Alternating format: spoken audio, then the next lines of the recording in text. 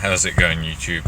So, my name's Luke Smith. I'm 23 years old, and basically, I just wanted to make a series of videos on my experience of moving to Canada and why I did it, and what's come out of it, and what's going to happen next. Today is just going to be kind of a summary, I guess, of the last year and a half I've had and what I think holds for the future. Basically came to Canada a year and a half ago.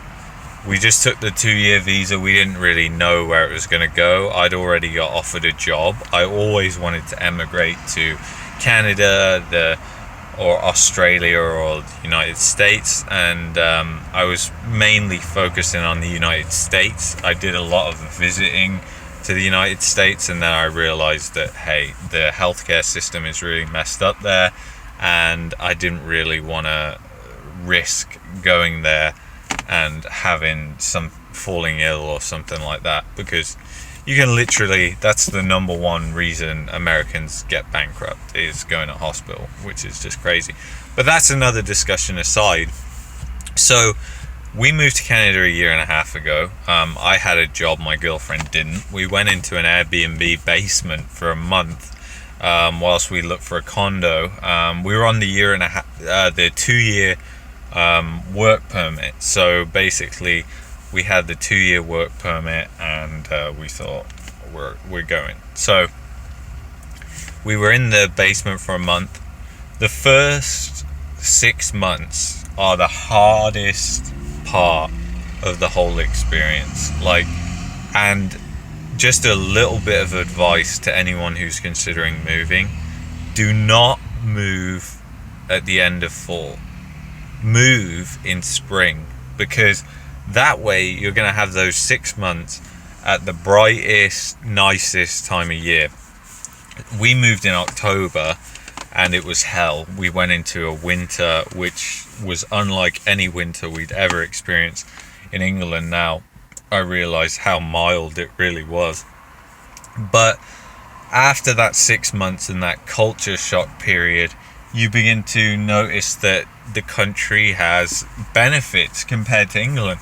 One of the main ones is space.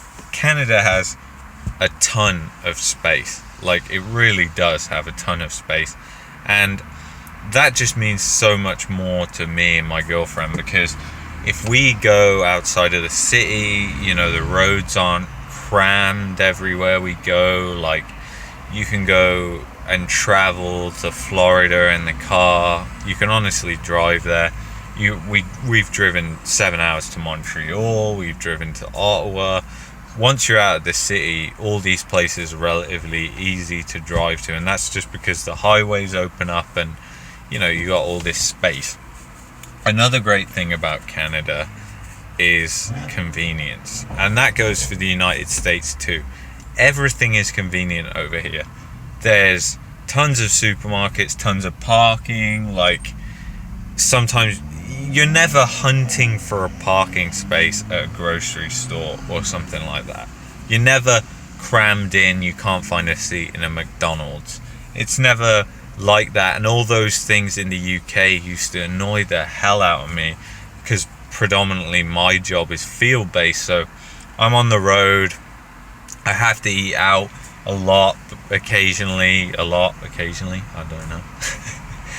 But basically that lands me in different places, and it was always busy. The roads were always busy in the UK. I was getting sick and tired. We lived in the West Midlands, in Worcestershire, which is classed as West Midlands, but it's a little bit below.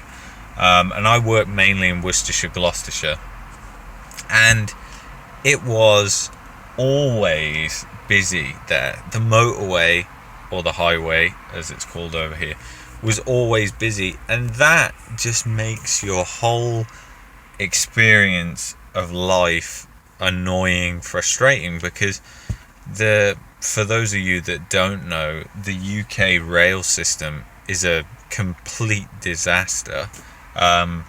You got sky high fares, unreliable packed trains, and it's just really a joke compared to the rest of Europe. So you're pretty much forced into the car. And then the UK government, you know, they spend billions of pounds on infrastructure spending, but it's just not enough. It's just not enough. Like, bottlenecked roads, road rages, they were all the norm. Here, people drive like idiots. They really, but that's because their driving test is really easy. So, but for the most part, it's a more relaxing driving experience, I would say, over here than in the UK.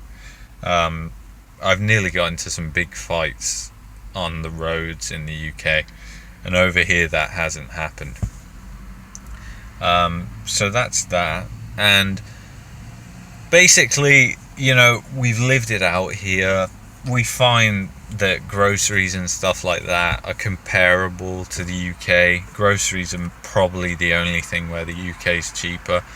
Housing within the city, compare it to a city in the UK, near enough the same. Opportunity with work, I feel like there's more opportunity over here, but it can be hard to obtain, because unless you've, like in Canada, a lot of people are very well educated, and unless you have a good education, you may find it a little bit hard.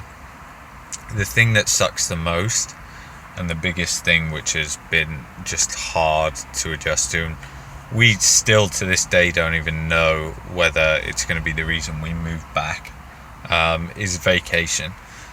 The vacation sucks over here. It doesn't matter who you speak to, they'll agree with you. Nothing's going to be done about it, and it's just been too low for too long, so nothing's ever going to be done about it. You get 2 weeks statutory.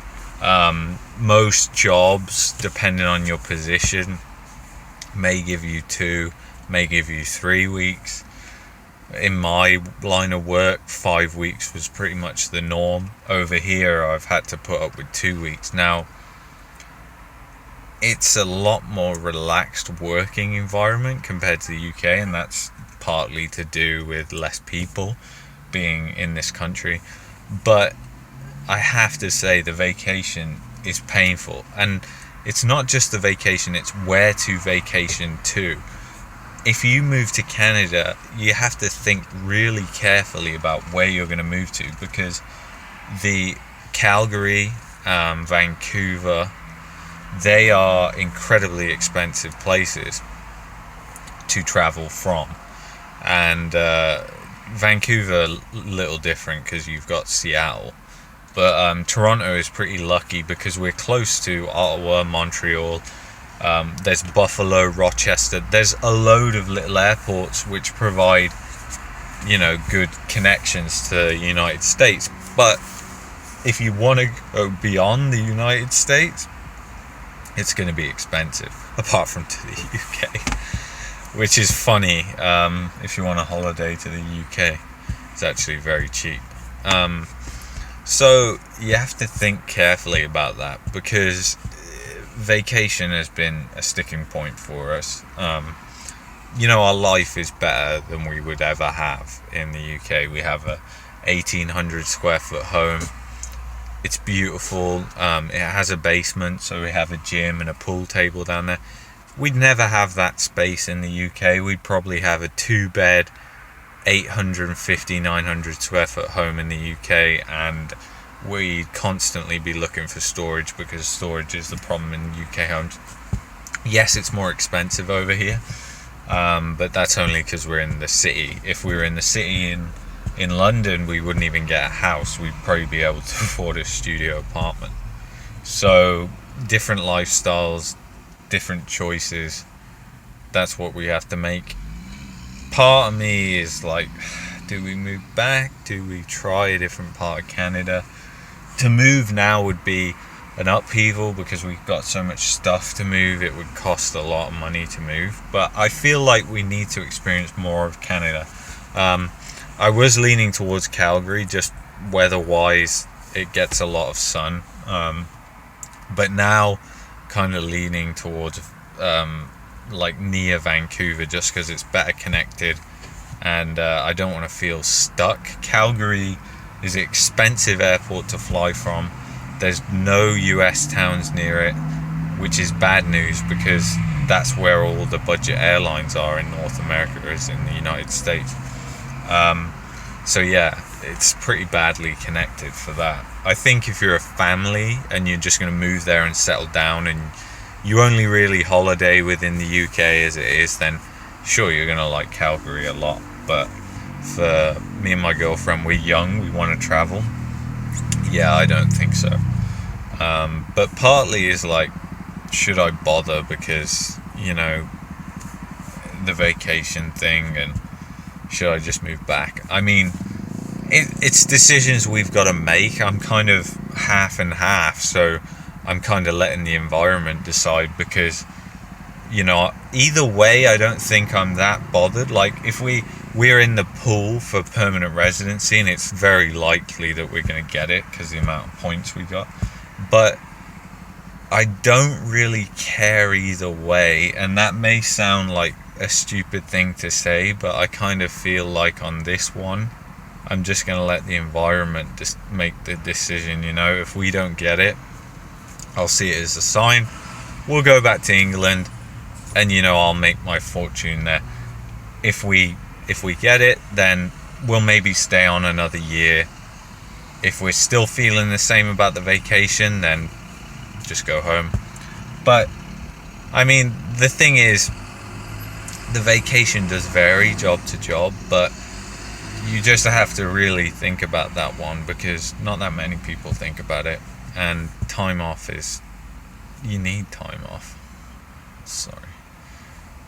But basically, the other thing that kind of also sucks over here is basically just employment and consumer rights in general. Consumer rights when you buy a car are dreadful over here. You get basically nothing less than the United States. Working rights are a little better than the United States, but they're still awful when you compare them to Europe. Most jobs don't pay sick. The way you get sick pay off the government is ridiculously slow and time consuming.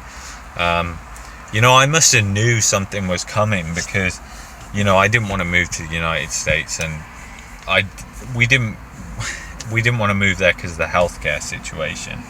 I was actually offered a job in Los Angeles, and we were going to go through the H-1B route and everything like that, and we didn't bother, because basically the whole healthcare thing, when we visited there enough, you really get to know it. And I have cousins and stuff there, and they all complain about it, and a lot of them have had big hospital bills and all sorts. And you know what happened about a month ago, Jesus, but a month ago I had an appendicitis. I had a really bad pain in my stomach, and I was took into hospital in Milton, where I live, and they found out it was an appendicitis.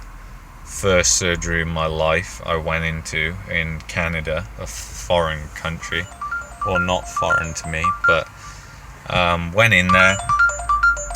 Sorry about that, that's my other phone. But I went in there, and I have to say, the care was phenomenal. Like, I mean, the NHS is kind of fallen apart due to lack of funding and bad management by the Conservative government in the UK. But the healthcare over here, like, the hospital was 6 months old. The nurses were amazing. My insurance with work covered me for a semi-private room, and I paid to upgrade it to a full private room. So glad I did that with stomach issues, trust me. You don't want to be in a semi-private room sharing a bathroom. But anyway, too much information. So yeah, like, I had this health emergency, basically. I'm so glad I was here and not in the United States. That's all I can say. I walked out of the hospital, I didn't have to pay a penny. I just went to the local drugstore and picked up my prescription, which is free because I'm under 24. And the Ontario government gives free prescriptions now. There's a lot of good things like that. And, you know, the healthcare, after having that happen, the healthcare now, I'm like, shit, do I really want to move back to the UK with the NHS in the state it is? and the fact that it could be privatized as well, and it could be a United States system. Jesus, that system just does not work. What needs to happen is, well, you know what, politics are a different story, but this video is long enough that most people have probably switched off. But if you liked it, give it a like. If you disliked it, just jog on. I don't want to hear from you, but leave some comments. If you're going through a similar experience, I would like to speak to you and hear from you. Just leave a comment in the section below, and I'm gonna make a lot more videos like these, so please subscribe, and yeah, message me, comment, like, and we shall speak soon. Goodbye.